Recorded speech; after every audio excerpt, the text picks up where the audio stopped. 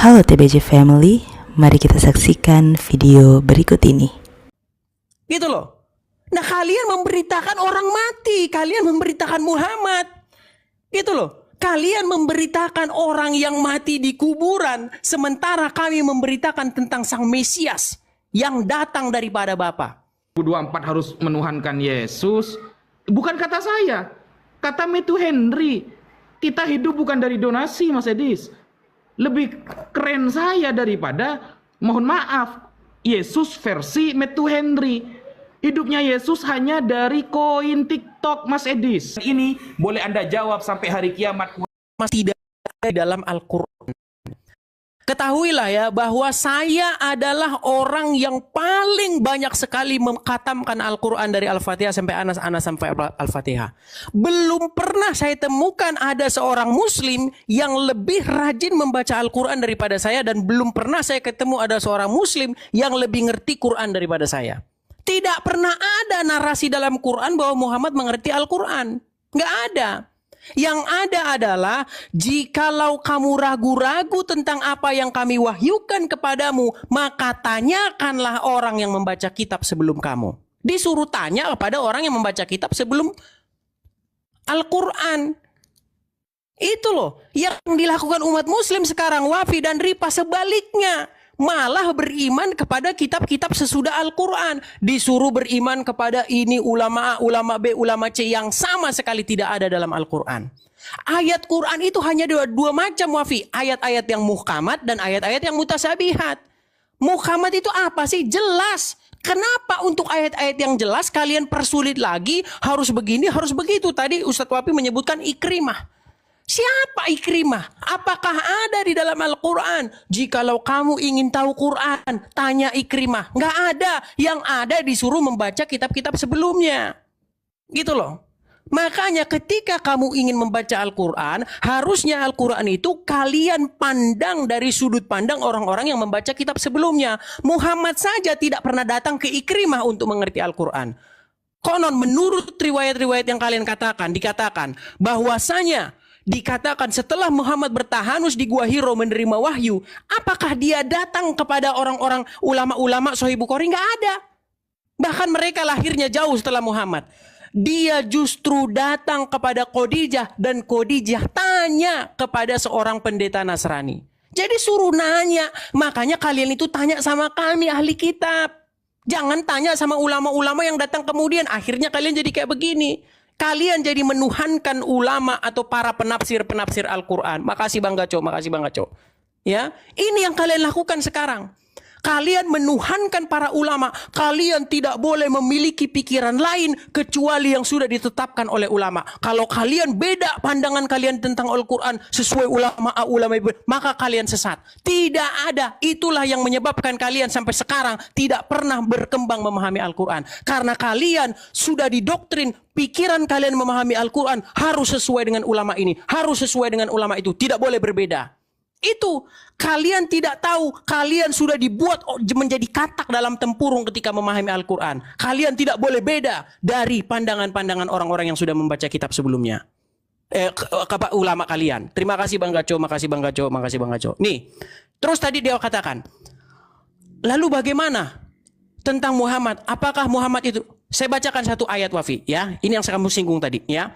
Dikatakan di dalam surat An-Nisa ayat 64, dikatakan, ya, jikalau mereka datang kepada Muhammad, lalu Rasul pun memberikan ampunan kepada mereka, tentulah mereka mendapati Allah Maha Penerima lagi Maha Penyayang. Surat An-Nisa ayat ke-64. Jadi di sini Ustadz Wafi, kalian memang diwajibkan datang kepada Muhammad supaya Muhammad memohonkan ampun. Nah sekarang, apakah ayat ini masih berlaku?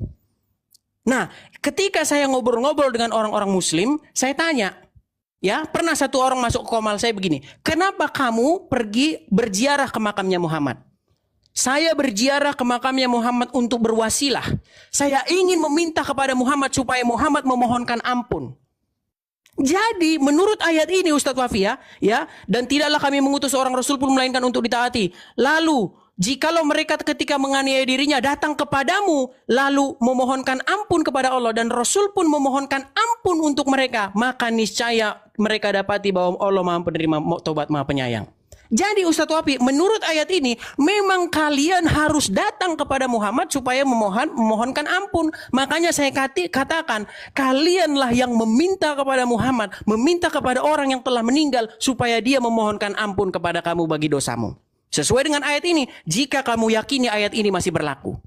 Makanya banyak orang yang berziarah ke makam Muhammad supaya meminta Muhammad supaya dia mengampuni dosa kalian. Nggak sempat waktu saya, mau saya jawab tadi. Silakan. Makasih Bang Gaco, makasih Bang Gaco. Ya, lanjut ya. Kasihan Edis butuh kontrakan teman-teman ya. Dikasih paus, kalau perlu kasih singa ya. Lanjut, karena dia butuh uang untuk kontrakan ya. Ya, lanjut. Oke, bismillahirrahmanirrahim. Gini Mas Edis ini maksa banget sih. Mau mengatakan Nabi Muhammad itu Tuhannya umat Islam. Maksa gitu loh. Lalu memperkosa banyak ayat Al-Quran lagi. Ikrimah, siapa Ikrimah itu? Muhammad kenapa kok disuruh datang ke Bukhari Muslim? Ya, Imam Bukhari Muslim jauh setelah Nabi Muhammad umurnya. Gimana sih? Kenapa kok malah datang ke Waraqah bin Naufal?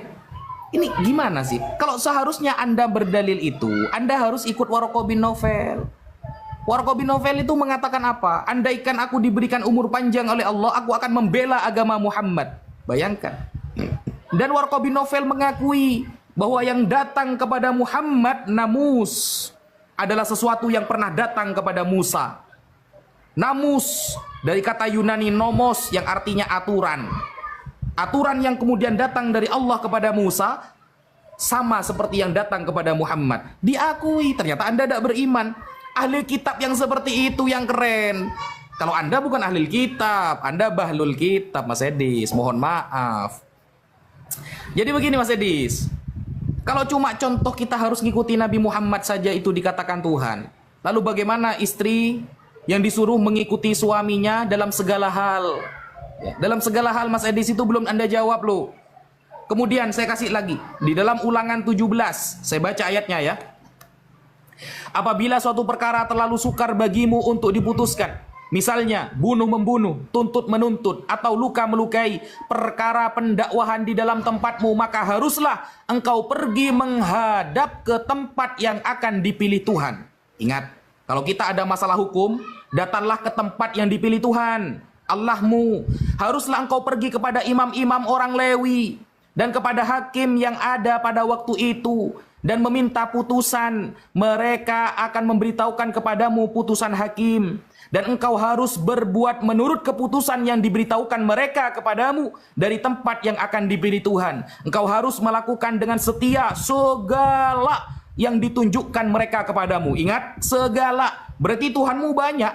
Imam-imam Lewi juga Tuhanmu. Karena setiap kita harus bertanya masalah hukum, maka datanglah kepada imam-imam Lewi di dalam Ulangan 17.